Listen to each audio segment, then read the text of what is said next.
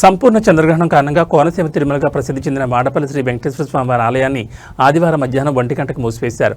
ఆలయ deputy commissioner Nallam సూర్యచక్రధర్రావు ఆలయ అర్చకులతో కలిసి నిర్ణయం తీసుకున్నారు.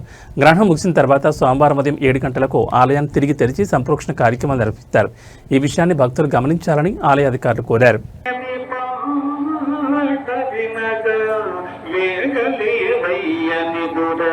శ్రీ వెంకటేశ వెంకటేశ